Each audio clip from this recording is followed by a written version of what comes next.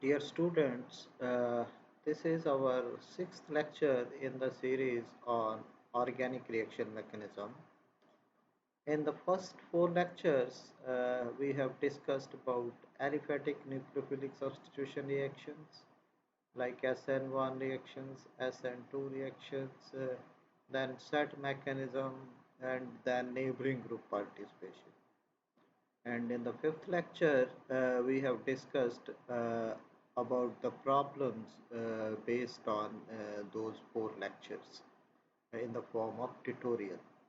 So in this sixth lecture, we will be starting with the reactive intermediates, and we will go through all the reactive intermediates which are important in organic reaction mechanism like carbocations, carbanions, free radicals, carbenes, nitrines, etc. And in the present lecture, we will be discussing carbocations. The reactive intermediates or an intermediate is a short-lived, high-energy, high-reactive molecule generated in a chemical reaction and is quickly converted into a more stable molecule. So what happens is that when some organic molecule undergoes some reaction to form a product, then during that product formation from reactant, some intermediate stages are there, and these in these intermediate stages, some very short-lived intermediates they are formed, and mostly these intermediates they cannot be isolated, but depending upon the stability, now we have even isolated some of these intermediates. And in terms of organic chemistry, the important intermediates which we will be discussing in a series of lectures, first is carbocations, carbanions, free radicals, carbenes, arines, and carbynes. So these are the intermediates based on carbon. Then based on nitrogen, one important intermediates they are nitrines, which we also be discussing. Then in all these intermediates, there are some common characteristics for all of these. First is that if we compare the concentration of these intermediates with the concentration of the substrate or the concentration of the product, the concentration of these intermediates is very low in comparison to substrate and the product. Then second is that they do not obey octet rule. Because we know that any species which obeys octet rule or which is having complete octet of electrons is a stable entity. So because they do not obey octet rule, hence they have high reactivity, and this is the reason for their short-lived period that they have high reactivity because of the non-obeying the octet rule. So here carbanions they are an exception because they have the complete octet of they obey octet rule. Then usually they are generated on chemical decomposition. So when substrate decomposes, this gives an intermediate which can be converted into product. So they are generated on chemical decomposition.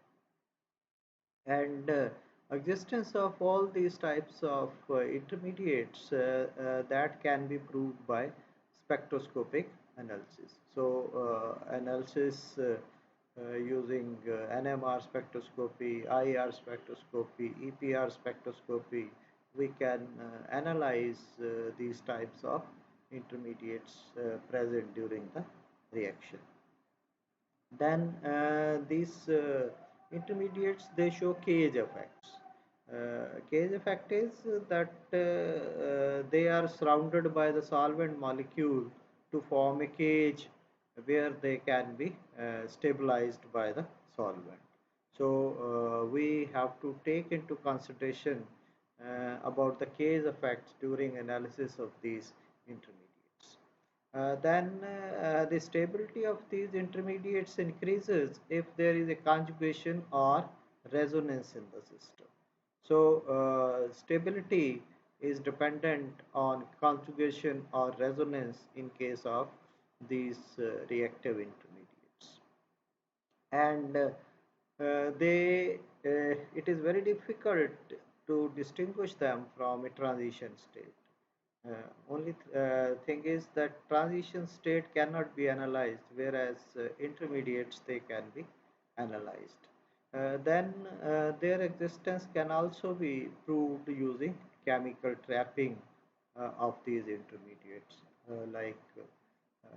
Some of the intermediates like benzene, they have been their structure has been established by trapping with some other organic compounds to give us the stable compounds. And then first of these category of reactive intermediates is carbocations. So carbocations, they were called as carbonium ions till 1970s. And presently, the IUPAC definition of carbocation is that carbocation is any even electron cation with significant partial positive charge on a carbon atom.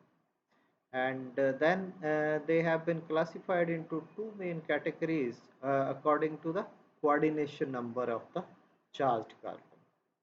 So if there are three, coordination number is 3, then these are called as carbenium like this.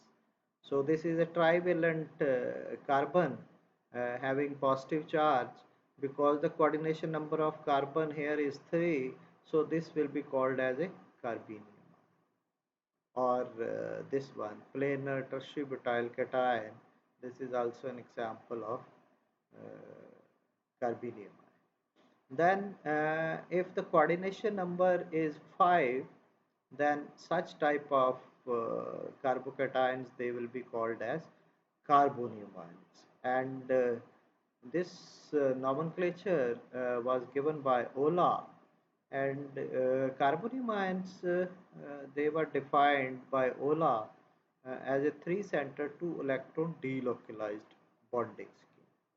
And this is synonym with the term non-classical carbocations. So non-classical carbocations, they have coordination number 5 and they have 3-center 2-electron delocalized bonding. So such type of carbocations, the non-classical carbocations, they are called as carbonium. The history of carbocations goes back to 1891 when G. Merling reported that when bromine is added to cycloheptatriene, then after heating, this type of crystalline water soluble material was formed, having structure C7H7Br. But he was not able to establish the structure of this molecule. But later on, by Doering and Knox, they proved the structure of that compound as tropylium bromide, that is cycloheptatrienoylium uh, bromide. So this is the structure of tropylium bromide. So this was the first example of carbocation which was reported in 1891, and later on its structure was proved by Knox. And it was found that this ion is highly aromatic and it follows Huckel's rule. Then in 1902, Norris and Kahrman, they discovered that colorless triphenyl methanol. So this is colorless triphenyl methanol.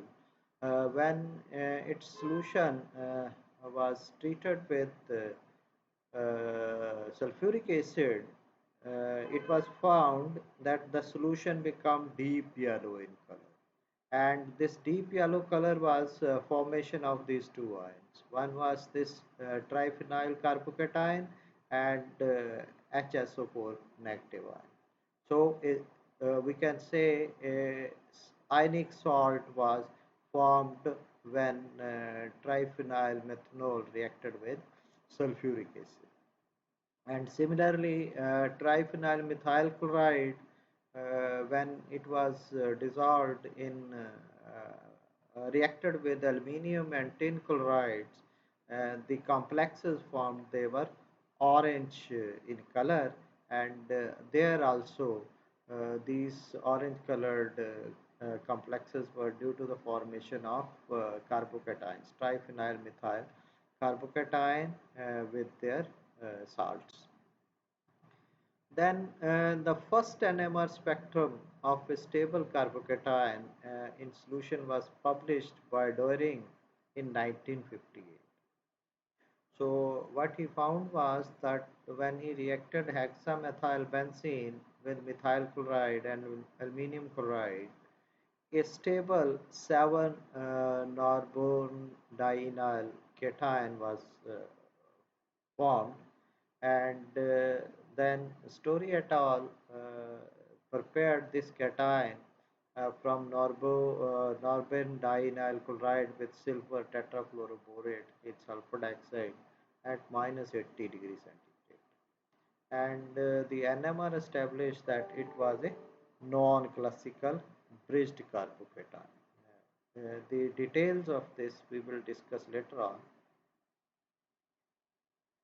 Then structure of carbocations, the charged carbon atom in carbenium ions is sextet, as you can know that two electrons here, two electrons here, two electrons here. So six electrons they have been used in bonding, and there is a positive charge on this carbon, and these are the FTP orbital loops of the carbon which are present, and this cation is a planar cation with sp2 hybridization.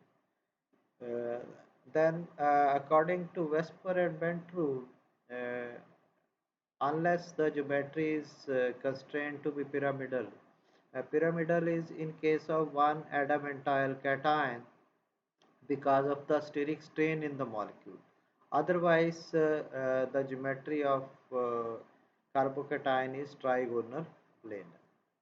So, with pure p character empty orbital as the lowest occupied molecular orbital, and carbon hydrogen and carbon carbon bonds they are formed by sp2 hybridized carbon. So, this I have already told you. Then carbonium ions they can be thought as the protonated alkene. So if we add say proton to an alkene, then carbocations can also be formed. And similarly, if we add protons to alkanes, then also carbonium ions they can be formed. The alkanes they are very less reactive as compared to alkenes. So alkanes they are inert, and we require superacids to add proton to these alkanes. And most commonly used superacids are HF and SPF5. They are used. Then the CH sigma bond uh, that can act as a donor to H positive, and this results in a species which contain 3 center 2 electron bond between a carbon and 2 hydrogen atoms. So like this we will have a pentavalent carbocation form when alkane is reacted with any superacid. So this is 3 center two electron bond formed between carbon and two hydrogen, and then it will lose a hydrogen molecule and a three coordinate trivalent carbocation will be formed. Then stability of carbocation can be defined based on hydride ion affinity values, and these can be calculated very accurately. Rule is that lesser the value of hydride ion affinity, higher will be the stability of the carbocation. So based on these HI values, we can draw the increasing order of stability or decreasing order of stability of various carbocations. So we can see over here the HIA value for this trifolium ion is lowest, this is 201, and methyl carbocation is highest 312. So that means the lowest value indicates that this is the most stable carbocation and this is the least stable carbocation. So after this triphenyl carbonium ion, triphenyl methyl carbonium ion 215, then cyclopropenium carbocation, then diphenyl methyl carbocation, norbornyl carbocation. So like this you can see that as we are moving towards right in the first or the second or the third line, the value of HIA is going on increasing, and therefore the stability is going on decreasing as we move from left to right.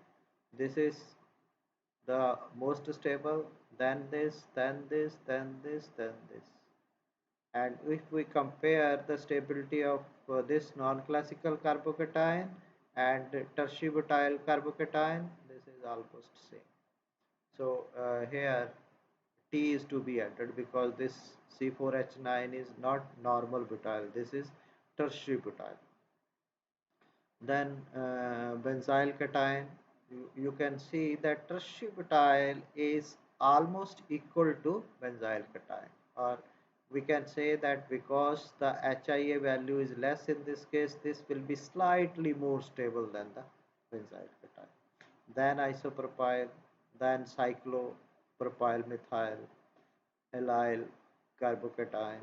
So depending upon the value of this HIA, we can tell based on this value that which carbocation is more stable and which carbocation is less stable.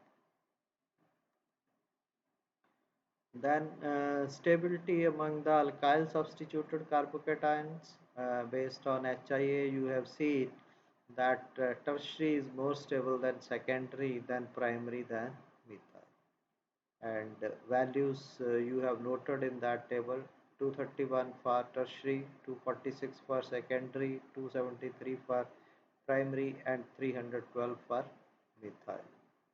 So based on HIA, we can tell that this is the order of stability in case of carbocations of alkyl substituted atoms. Then other factors which determine the stabilization of the alkyl groups is hyperconjugation and electron leasing inductive effect. Hyperconjugation, you know, is the donation of the electron density from a beta carbon hydrogen bond or a carbon carbon bond into unoccupied p orbital of a carbocation. So you can see over here, so this is our sigma carbon carbon bond and this is sigma carbon hydrogen bond, and this sigma carbon hydrogen bond, this can donate its electrons to the empty p orbital of the carbocation, and this will create a double bond at this place and H positive will be removed. So you can see over here that such type of migration is not possible in this case. This is a methyl carbocation, so there is no possibility of hyperconjugation in case of methyl carbocation. But if we see this one, this is the beta uh, carbon, and this hydrogen carbon hydrogen bond is beta carbon hydrogen bond. This bond is also beta carbon hydrogen bond. This bond also is a beta carbon hydrogen bond. So what happens is that this along with its pair of electrons creates a carbon carbon double bond, and H goes as H positive. So this process is called as hyperconjugation. The donation of electron density from a beta carbon hydrogen bond into unoccupied p orbital of the carbocation. So this was carbocation, here p orbital like this was present. So this has donated its electron density to the empty p orbital, and this has gone as H positive. So this is called as hyperconjugation. So more the number of hyperconjugative structures possible, higher will be the stability of the carbocation. So you can see that in case of methyl there is no possibility of hyperconjugation because there is no beta carbon present over here, or beta carbon hydrogen bonds, they are not present. Whereas in case of ethyl cation, you can see that this proton can undergo hyperconjugation. This proton can also undergo hyperconjugation. This proton can also undergo hyperconjugation. So number of hyperconjugative structures possible in case of ethyl cation is 4. 1, 2, 3, 4. Similarly, if we take isopropyl, you can see that it has uh, 3 this methyl and 3 this methyl. Number of hyperconjugative structures possible because this carbon is also beta, this carbon is also beta, and these hydrogens, they are carbon hydrogen beta bonds.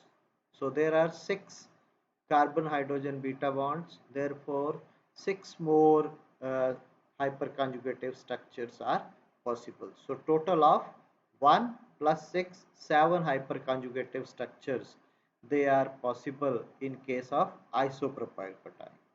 So if we compare the stability of ethyl cation and isopropyl cation, you can see that in case of ethyl cation there are only 4 hyperconjugative structures possible, whereas in case of isopropyl cation there are 7 hyperconjugative structures possible.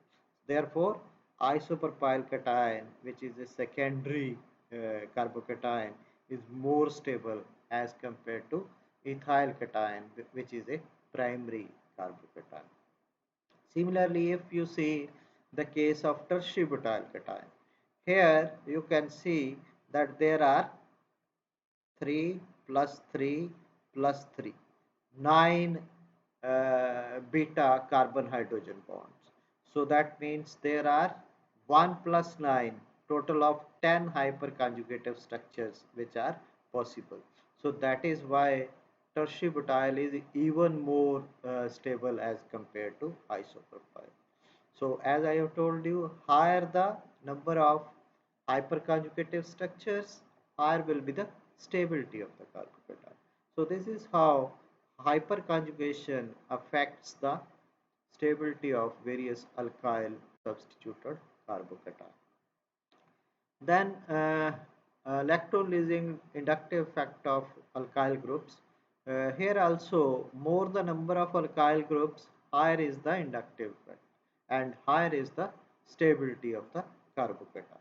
So you know methyl group is an electron leasing. So if it release the electrons through inductive effect, that means this will counter the positive charge. So positive charge is neutralized to some extent by release of electrons through inductive effect, and we know that neutral compounds, they are more stable than the charged species. So as the charge reduces because of the electron releasing inductive effect of the alkyl groups, hence the stability of the carbocation increases. So that is why more the number of alkyl groups, higher the inductive effect and higher is the stability of the carbocation. Then is the stability of benzyl and allyl carbocations. And as we have seen in case of alkyl groups, the stability was due to hyperconjugation and reductive effect. Whereas in these two cases, the stability is due to resonance. So higher the resonance, higher will be the stability of the cation. Or more the number of resonating structures possible in an aromatic or allylic carbocation, higher will be the stability of that benzylic or allylic carbocation. And this resonance is due to donation of electron density from pi system. This is the pi system of the aromatic compound. This is the pi system of the allylic carbocation. So from pi system to the cationic center. So cationic center means the carbon at which the positive charge is present due to formation of carbocation. Then these carbocations where C plus is adjacent to another carbon that has a double or triple bond, they are extra stable because of the overlap of empty p orbital of the carbocation with p orbital of the pi bond. So you can see over here this is in conjugation, carbocation is in conjugation with the double bond. So C plus is adjacent to the double bond. So that is why this will have an extra stability, because here the empty p orbital that can overlap with the p orbitals of the pi bonds. So this will give extra stability to the system. So we can see over here in case of benzyl carbocation, these are the resonating structures which are possible, whereas such resonance is not possible in case of alkyl carbocation. Hence, benzyl or allyl, they are more stable than the alkyl carbocation. So in case of allyl, there are two number of resonating structures which are possible. Here we are having four resonating structures which are possible. Hence, the effect of resonance is more in case of benzyl carbocations than allyl carbocations. So that is why benzyl carbocations, they are more stable than the allyl carbocation, and this is the result which you have seen in case of the values for HIA. Then the stability of the benzyl carbocation increases as the number of benzene rings increases. So doubly or triply benzylic carbocations, they are more stable than the benzylic carbocations. So they are so stable due to the high degree of resonance in comparison to benzylic carbocation. And as I have told you, higher the number of resonating structure possible in any carbocation, higher is the stability of the carbocation.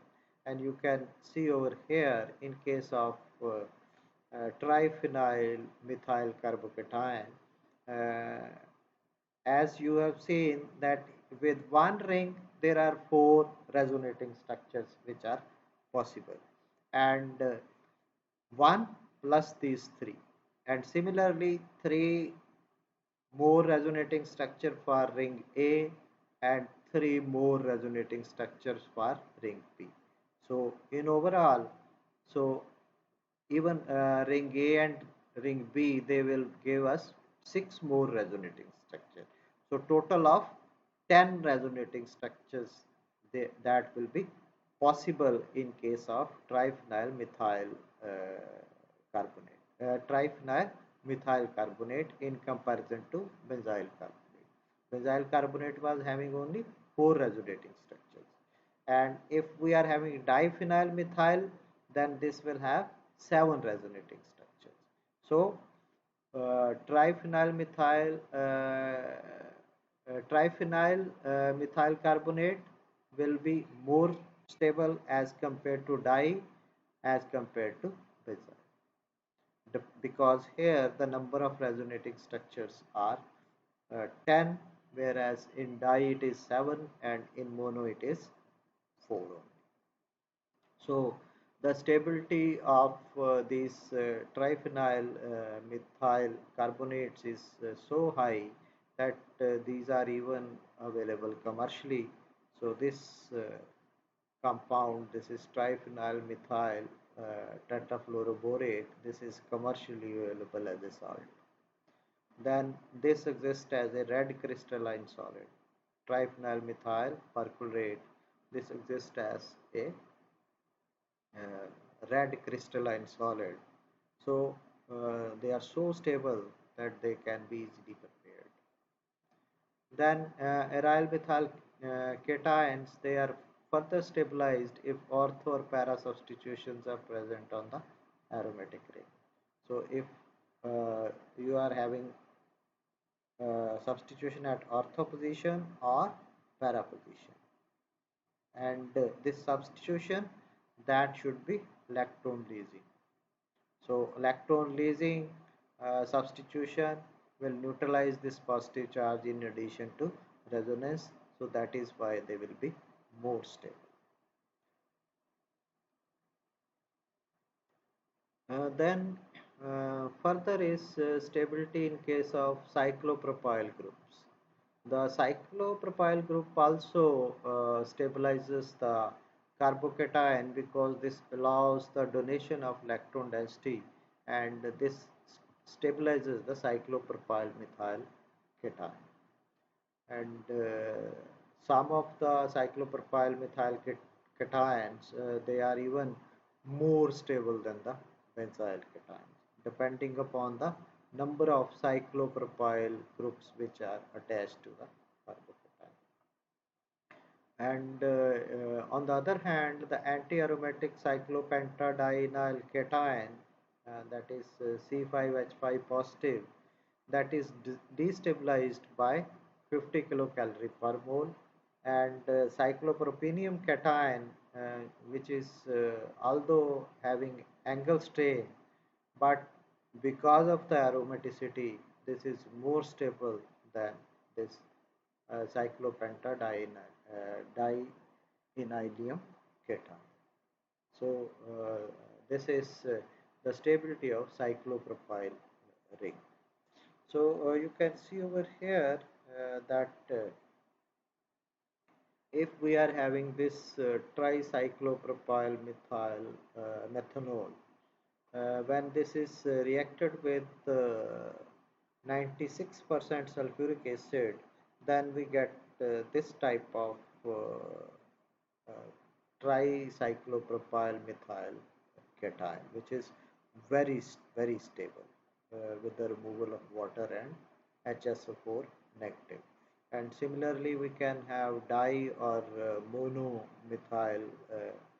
monocyclopropyl methyl carbocations also, but we have to react the corresponding dicyclopropyl alcohols or monocyclopropyl alcohols with super acids in place of sulfuric acid.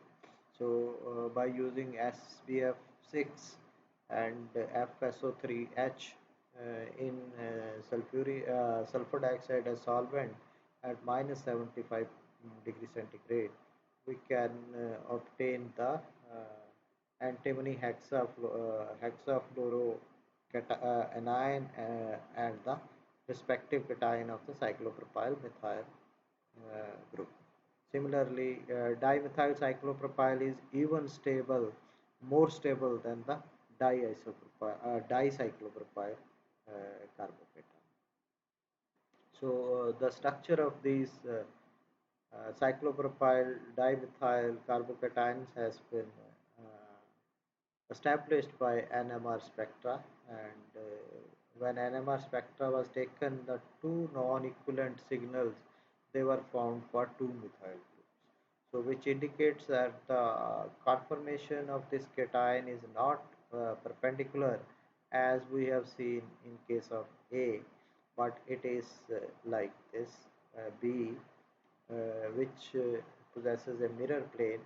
In case of A, it possesses a mirror plane, whereas it is like B, which is bisected with empty p orbitals parallel to the cyclopropyl ring.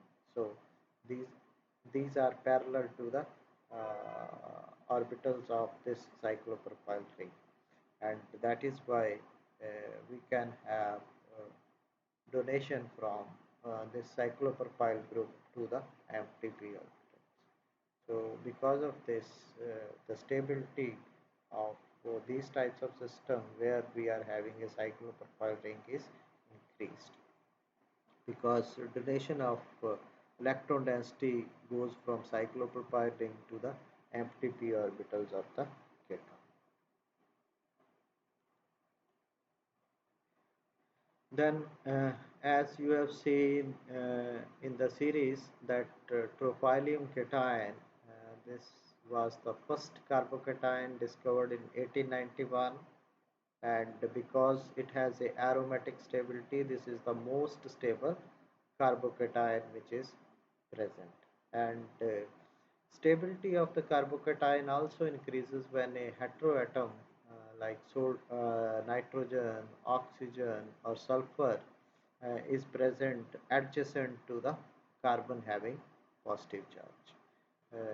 Then because of the presence of these lone pairs, we can have resonance with the electrophilic carbon which is present on the adjacent to the heteroatom. And because of this resonance, the stability of the carbocation increases.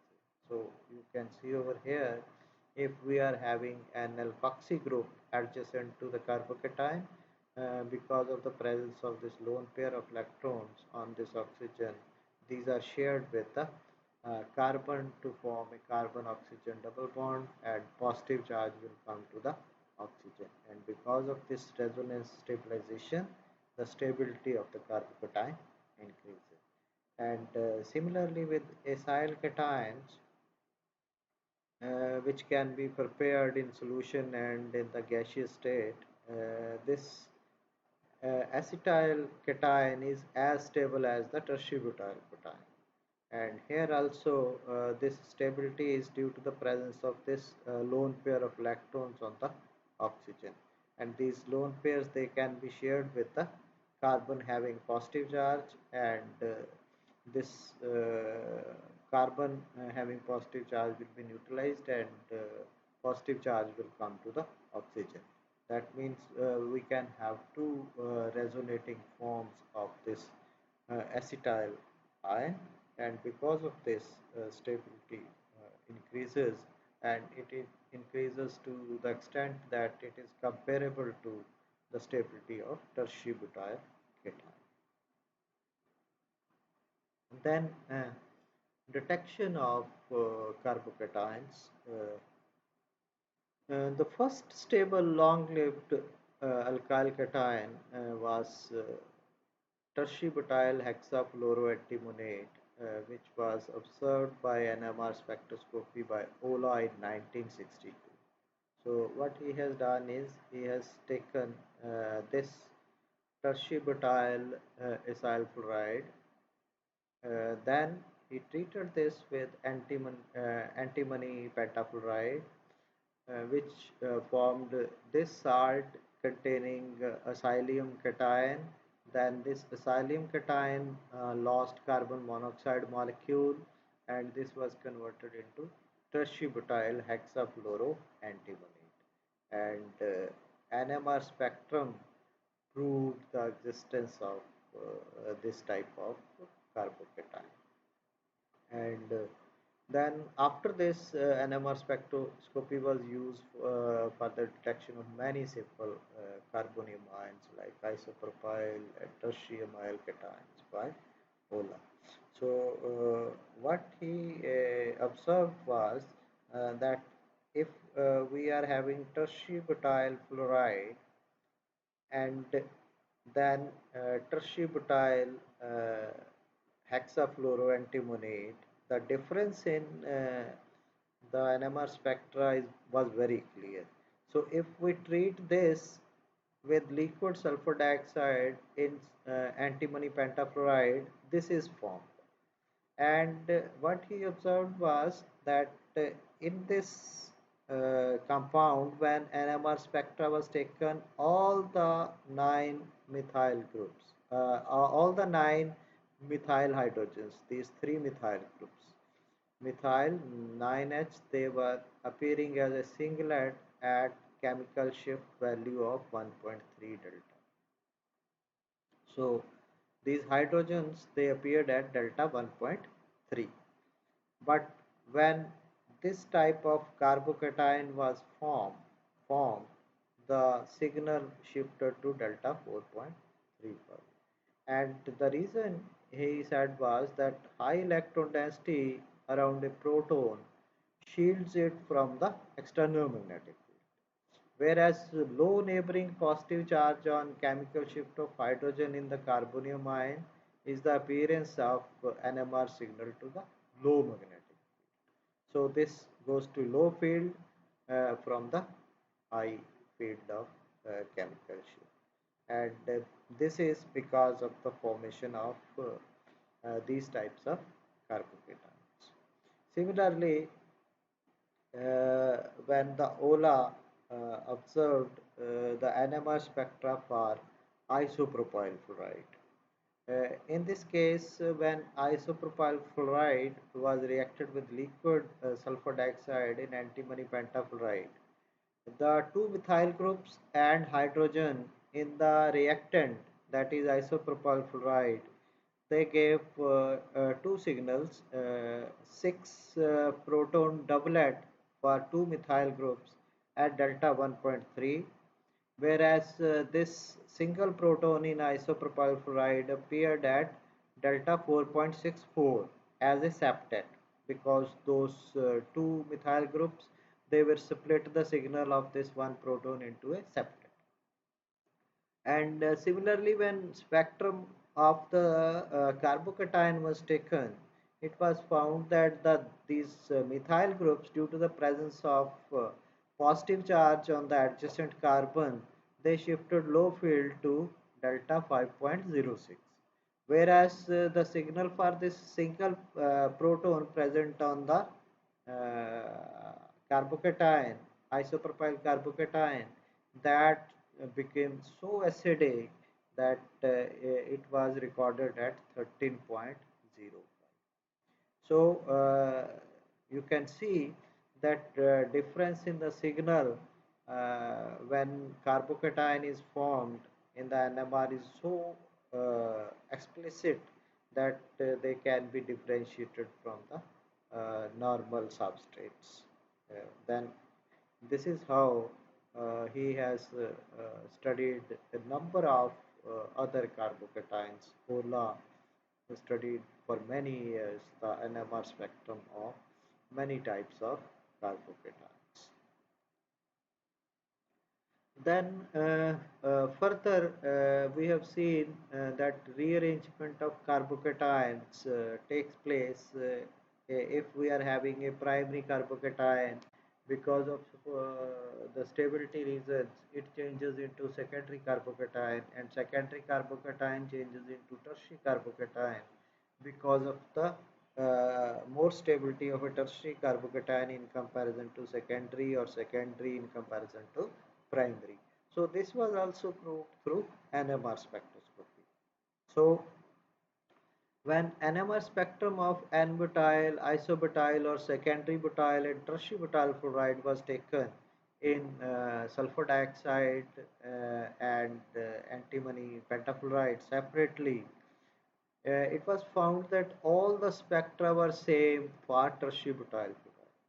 So for example, if you are having this normal butyl fluoride, this secondary butyl fluoride, this isobutyl fluoride, so, and this is tertiary butyl fluoride, And if we react these separately under these conditions, we know that this should give this carbocation, this should give this carbocation, this should give this carbocation, and this should give this carbocation.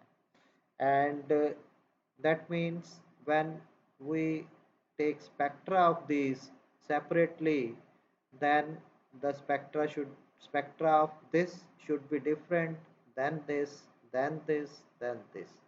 But actually what happened is, if you take spectra of this or this or this or this, the spectra contained the signals only for this carbocation. So reason for this is that here what happens is that when this gives us primary carbocation, this primary carbocation immediately changes into a secondary carbocation which is more stable through 1,2 hydride shift.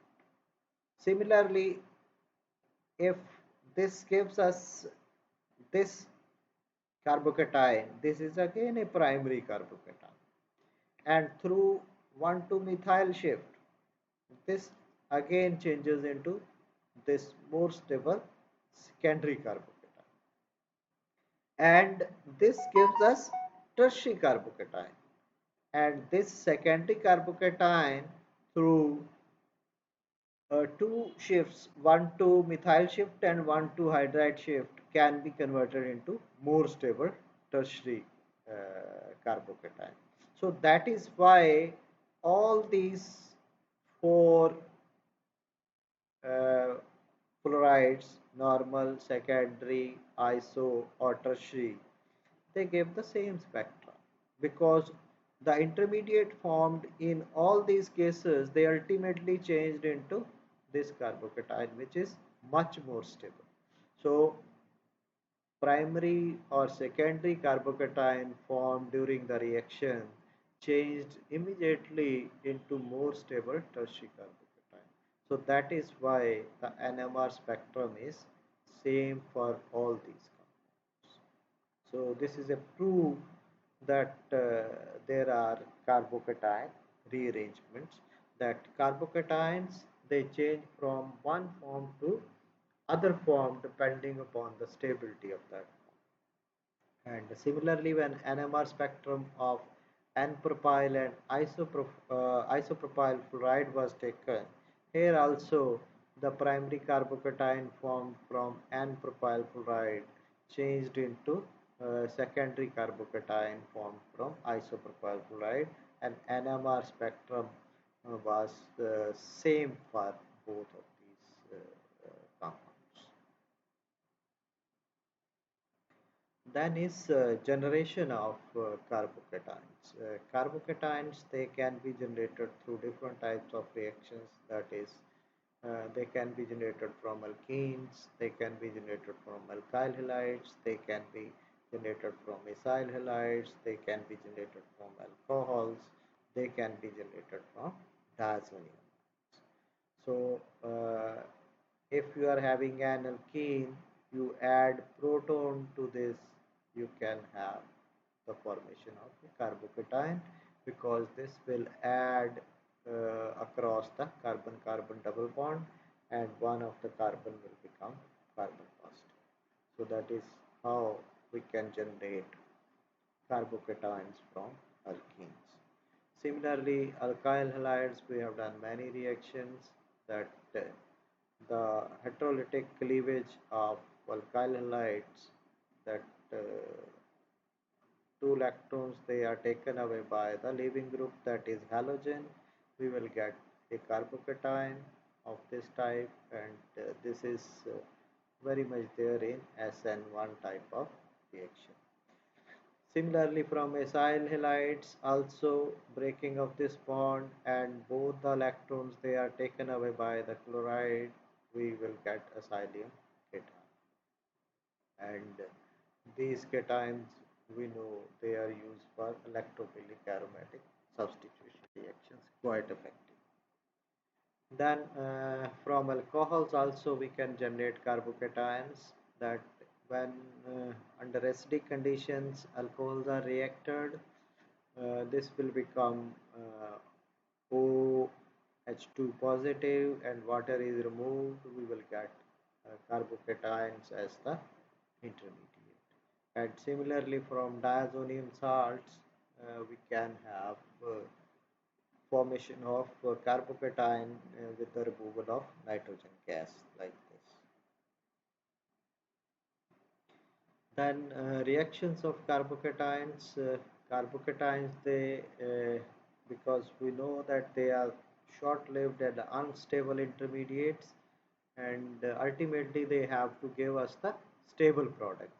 And these stable products they can be formed by reaction with some nucleophile or elimination of a proton or addition reaction to unsaturated compounds or through molecular rearrangements. So first is reaction with nucleophiles. We know that carbocations they react readily with nucleophiles to form stable products because nucleophiles they are negatively charged, carbocations they are positively charged and they attract each other. So that is why very fast the product formation takes place. And even water can also act as a nucleophile. Halogens they always act as nucleophile. Acetic acid can also be used as a nucleophile to give different types of products. So this is the carbocation. This can react with halogen anion to give us the stable alkyl halides. Then this can react with water to give us alcohols as the products. So this is primary carbocation. This is secondary carbocation. We can get alkyl halides or alcohols as the product when these carbocations they react with nucleophiles, either halogens or water as a nucleophile. Similarly, benzyl cation can react with acetic acid to give us benzyl acetate, or we can have a benzyl acylium cation. This can react to give us benzoyl acetate as the product, and acetic acid act as a nucleophile in this case. Then carbocations they may undergo elimination of proton to give us alkenes as the product. So this is how amines when they reacted with NaNO2HCl they are converted into diazonium ions, and these diazonium ions on losing a molecule of nitrogen N2 they are converted into carbocations, and this primary carbocation can undergo 1 to hydrogen hydride shift to give us secondary carbocation. So these can either lose this H as proton to give us alkenes.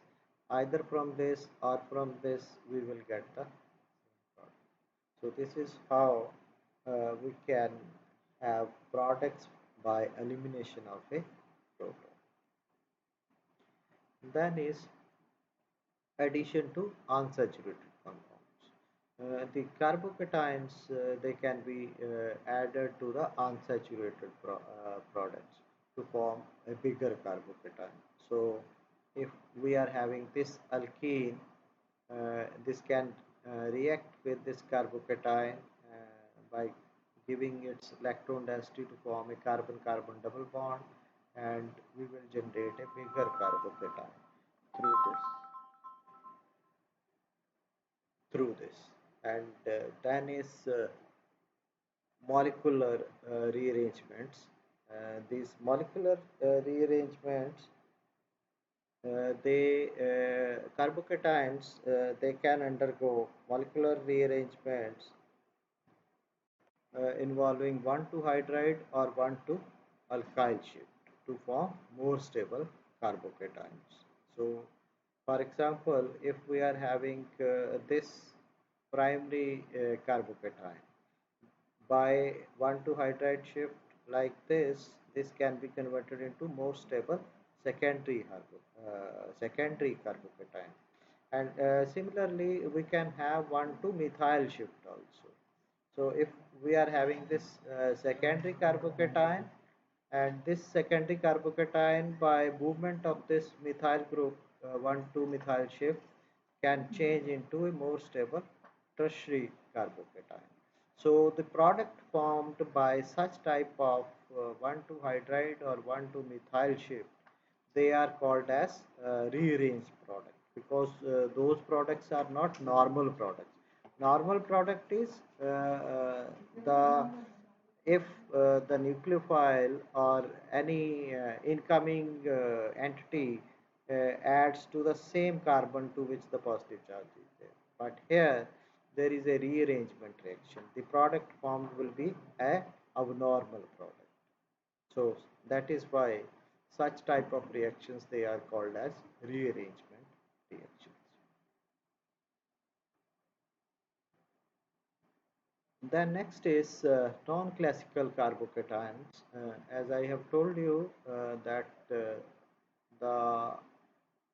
carbocations having 3 center 2 electron bonds, they are called as non-classical carbocation, and the coordination number in case of carbocation is 5 instead of 3.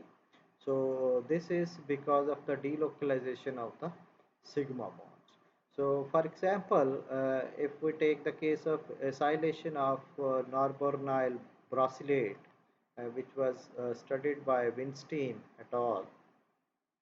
So what they have seen is that if XO2 norbornyl bromylate was taken and acetylysis was done in acetic acid and potassium acetate, they found that this was converted into XO2 norbornyl acetate 350 times faster than the endo reaction. The endo reaction took place at the same rate as the normal nucleophilic substitution reaction takes place, whereas this reaction was 350 times faster than that of endo.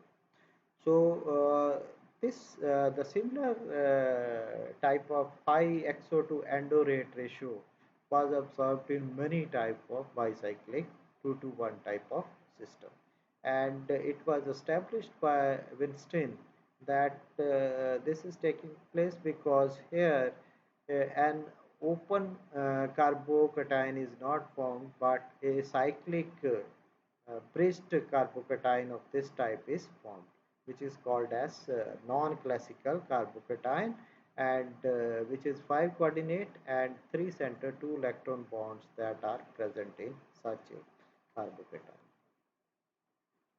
So another example for existence of these non-classical carbocation, again, and one more experiment was done by Winstein, and what he has done is that he has taken two enantiomers of the same exonorbornyl bromylate, which is 350 times faster than the endo one.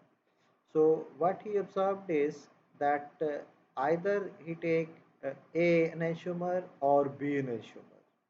On acetylysis, A also gave a mixture of both of these, B also gave a mixture of both of these.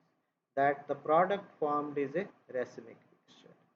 And the optical activity of the reaction disappear at the same reaction rate as that of solubilisis. So on the basis of this result and the previous result, that is high XO2 endo rate ratio and formation of racemic mixture from optically active isomer in those two experiments which we have seen, he concluded that the C1C6 bond, this is C1C6 bond, this act as a neighboring group for this type of rearrangement. So what happens is that this bond attacks this place as a neighboring group and brosylate is eliminated. And when this goes to this, then this type of non-classical carbocation is formed as an intermediate. Whereas if we take the endoisomer, this is not assisted by uh, that C1 C6 bond, because here the backside attack is not possible.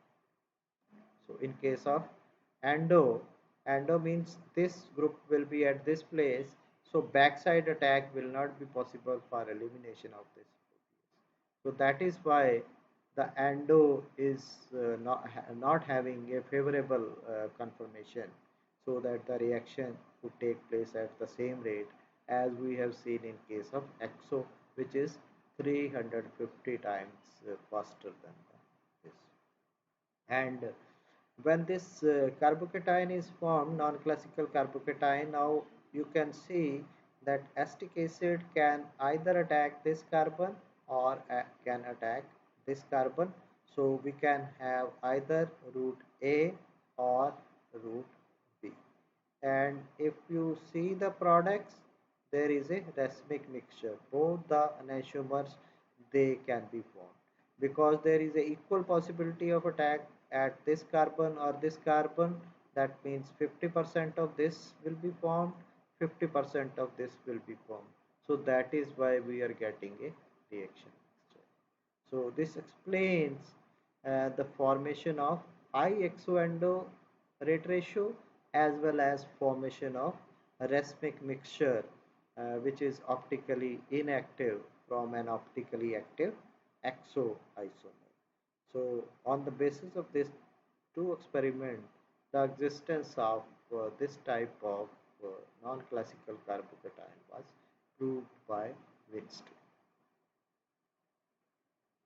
Then another example of non-classical carbocation is exobicycloheptyl 221 brosylate. When acetylysis of this was done, again it was found that in case of exoisomer, the acetylysis was 350 times faster than the endoisomer. And here again, the carbon-carbon sigma bond act as a neighboring group and helps in removal of the leaving group, that is brosylate, through involvement of this type of non-classical carbocation as an intermediate. So this bond will attack from the backside at this place and brosylate will be removed, and we will get this type of non-classical carbocation. And because of this neighboring group participation, we will get a racemic mixture, because now the attack of the nucleophile, that is acetic acid, can take place at both the positions equally, and because of that we can have 50% of this, 50% of this enantiomer as the product, and 50-50 when they are mixed, we will get an optically inactive reaction mixture as the racemic mixture as the product.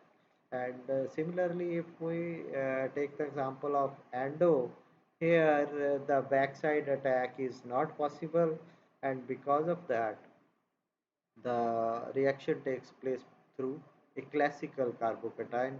That is why a rate of the reaction is much less in case of endoisomer than in case of exoisomer. These are the references which have been used for preparing this lecture.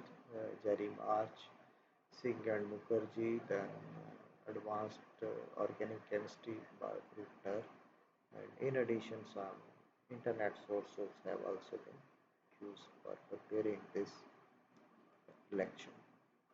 Thank you very much.